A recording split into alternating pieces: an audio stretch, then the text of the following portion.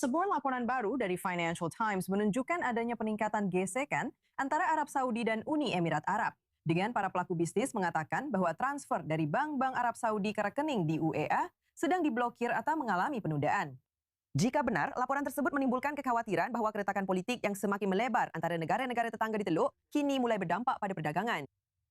Untuk membahas lebih lanjut, saya ditemani di studio oleh koresponden I24 News English kami, Robert Swift. Robert, apa yang kita ketahui tentang laporan tersebut? Apa sebenarnya yang dikatakan oleh para pelaku bisnis Emirat?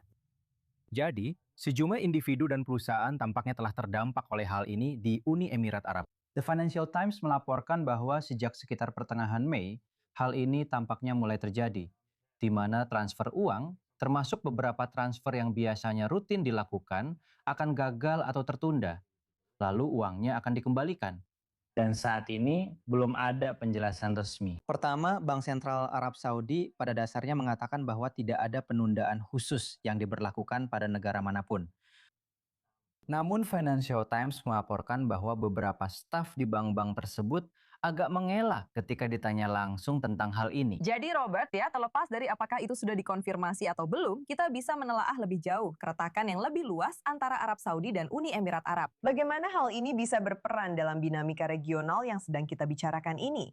Jadi hubungan antara kedua negara ini, Uni Emirat Arab dan Saudi, sebenarnya sangat menarik dan telah mengalami beberapa perubahan dalam 12 bulan terakhir atau sekitar itu. Pada dasarnya, kedua negara ini sudah lama menjadi sekutu. Namun, hubungan itu sedikit mengalami ketegangan karena Uni Emirat Arab mengambil sikap dalam kebijakan luar negeri yang agak berbeda dari Arab Saudi. Nah, cara paling menonjol bagaimana hal ini benar-benar mencuat ke permukaan adalah pada bulan Desember lalu ketika Uni Emirat Arab mendukung gerakan separatis di dalam Yaman.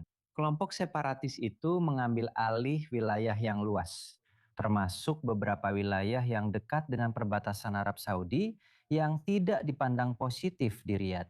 Dan pada dasarnya mereka mengatakan kepada Uni Emirat Arab untuk menarik operasi mereka keluar dari Yaman.